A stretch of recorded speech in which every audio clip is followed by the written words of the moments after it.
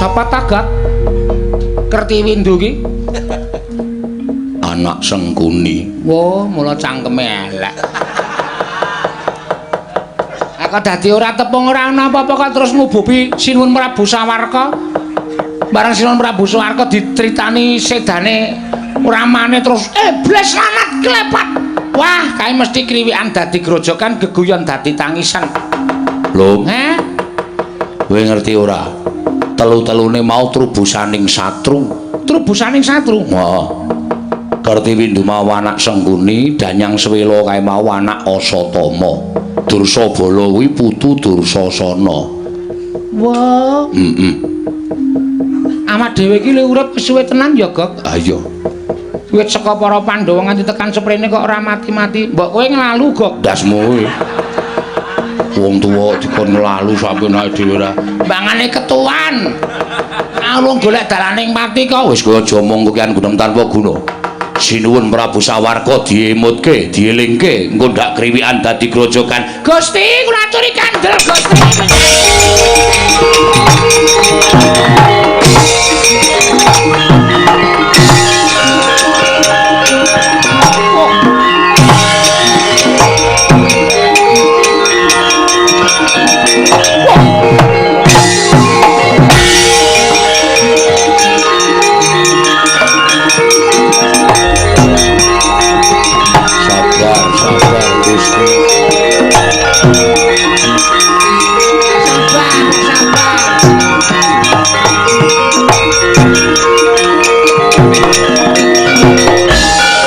Yayasinipe Jaja bang mawing wengis kumejot patoning lati seluruh kang mawon naka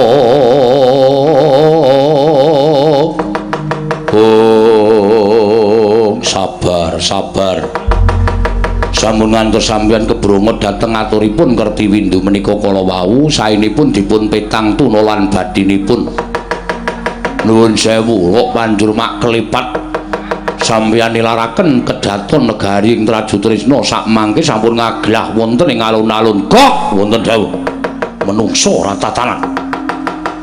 Wah, jebul ora ana gunane nggon kutan Sandrawili do ngaku katur marang Kanjeng Hyang Nata Ndrawati.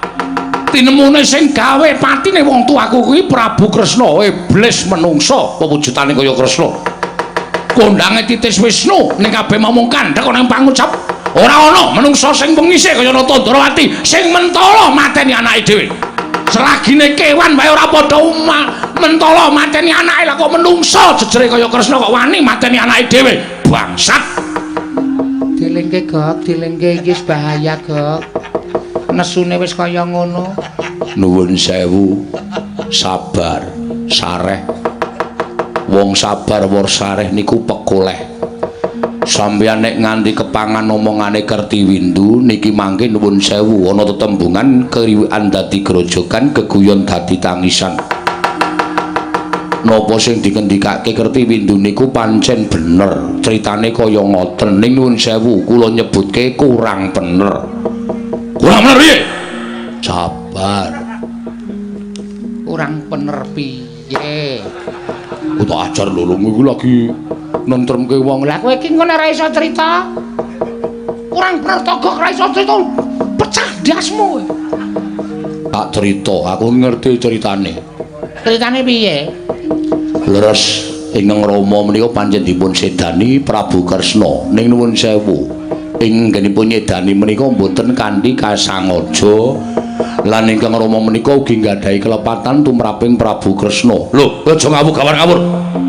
Yen nganti kowe gawe crita sing kaya wara aja takon dosa. Ora katutke dosane tak keprok watu muter. Keprok sakniki mawon. Lho. Sik to. Raden Samba ngewat garwanipun Prabu Stija niku jane wis matur kali Prabu Kresna. Prabu Kresna niku wis prisa. Samba, perkara iki aja ngembet marang Kanalindraning Sun. Perkara iki lakonana dhewe. Perkara iki lakonana. Ngoten. Yen kowe wani gawe perkara ya kudu wani ngrampungi perkarane. Ngoten. Tur ingkang Rama niku piyai sabar. Keng rayi niku dirangkul diarasi Samba nek kowe pancen tresna karo Mbak Yumu tak rabekke cah bagus tak rabekke ora duwe niat Kang Rama menika nesu niku mboten mergo saking tresnane karo adine lanang mboten ning nuwun sewu lelakon iki enten sing dompleng utawa enten sing nyusupi carane saiki provokator sing nyusupi mboten sare kejawi namung dewaning panggodha pangrencana nggih menika Betari Durga nalika Prabu Setija ngaras-aras pasuryaning Raden Samba Durga mlebu teng awake Kang Rama sing maune sabar dadi wengis sing maune ikhlas dadi galak murup netraning Prabu Setija Samba sing maune diarasi diambungi candhak sirahe dikluthek terus langsung tekaning pati niku mawon dereng trima nyawang mripate Samba iki mripat sing tok nggo nyawang Mbak Yumu tak cuplek matamu cangkem sing tok nggo ngambungi Mbak Yumu asuwek cangkemmu srandunge awak dirajang-rajang ngoten biyen Kang Rama kagungan andhan naminipun Adipati Ayagriwa Adipati Ayagriwa menika nyaketi Prabu Setija niku nganti nangis sinuwun lah kok panjenengan kados mekaten kok panjenengan mentala ngrajang-rajang ingkang rayi piyambak wektu niku Betari Durga pun nuncat merga wis kelakon gawe srana dak-dakaning pasulayan antawisipun Darawati lan pundi Traju Tresna aku tumindak apa Ayagriwa kula aturi noleh sinuwun kula aturi nyawang Prabu Setija nyawang sinten Samba niku njelik kepati nangis mboten kanten-kantenan kok kelakone kok kaya ngono terus Prabu Setija niku pasrah bongkokan kali Kang Rama ning sadurunge ketemu Kang Rama dipethuke Raden Janaka kali Raden Janaka perang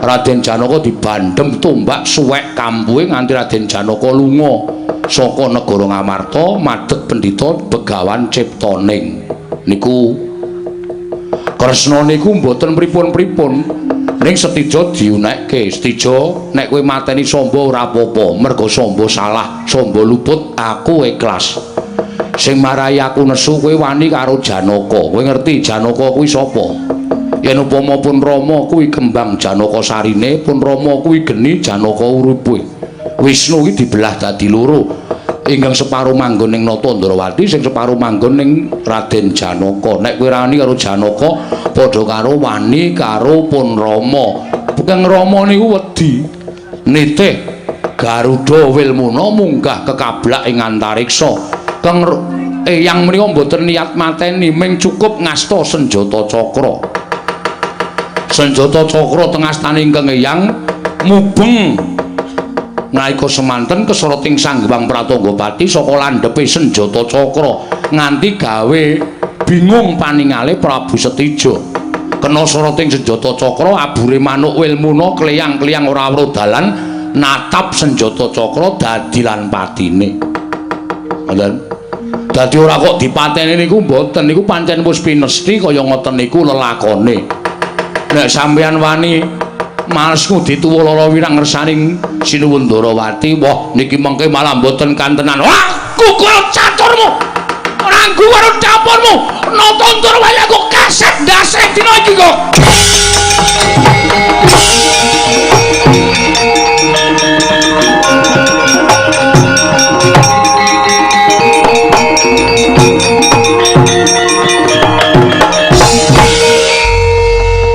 bagaimana mboten mandi to Mas wong ki nek wis kebrongot atine ngono kae Gok wis ora usah dadak dielekke engko sik ngelekke kahanan ngono ya lho dielekke menungso pirang-pirang ora digugu mengko sik ngelekke kahanan percaya aku nek kepengkok karo kahanan lagi eling lagi emut Purwoduksina apike tutke rasa piye-piye tutke ya tutke rasa dadak adu-adus karo Sinuwun Prabu Sawarka mbuh piye engko polahe awake dhewe kari ngetutke ya dinteni nganti mengko ana kanan sing ngelekake marang tingkah laku ning Prabu Sawarka ya irung ya ya